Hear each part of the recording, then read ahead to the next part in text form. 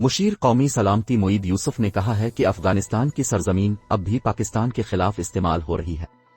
قومی اسمبلی کی خارجہ امور کمیٹی کو بریفنگ میں ان کا کہنا تھا کہ طالبان حکومت سے مکمل پر امید نہیں ہے، تاحال افغانستان میں دہشت گردوں کے منظم نیٹ ورک کام کر رہے ہیں۔ کال عدم ٹی ٹی پی نے یک طرفہ طور پر سیز فائر معاہدہ ختم کیا، لیکن جو ملک پر جنگ مسلط کرے گا اس سے آہنی ہاتھوں سے نمٹا جائے گا۔ طالبان کے حکومت میں آنے سے تمام مسائل کے مکمل حل کی امید نہیں لگانی چاہیے۔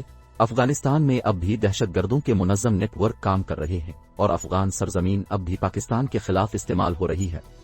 معید یوسف نے بتایا کہ قومی سلامتی پالیسی پر سرتاج عزیز نے 2014 میں کام شروع کیا۔ 7 سال میں پالیسی تیار ہوئی جو مشترکہ پارلیمانی قومی سلامتی کمیٹی میں بھی پیش کی گئی، لیکن پارلیمنٹ کی منظوری تک اسے فعال نہیں کیا جائے گا۔ ملک اور عام آدمی کی معاشی سلامتی، ملکی اقتصادی خود مختاری، آزاد خارجہ پالیسی کے لیے قرضوں سے نجات اور مسئلہ کشمیر سلامتی پالیسی کے اہم اجزاء ہیں۔ تاہم گورننس کو پالیسی کا حصہ نہیں بنایا گیا۔ تعلیم کا فروغ، فوڈ سیکیورٹی، ہائیبرڈ وار اور منظم جرائم کا خاتمہ بھی پالیسی کا حصہ ہے۔ یہ پالیسی 5 سال کے لیے بنائی گئی ہے، جس میں کچھ اقدامات طویل مدتی اور کچھ قلیل مدتی ہیں۔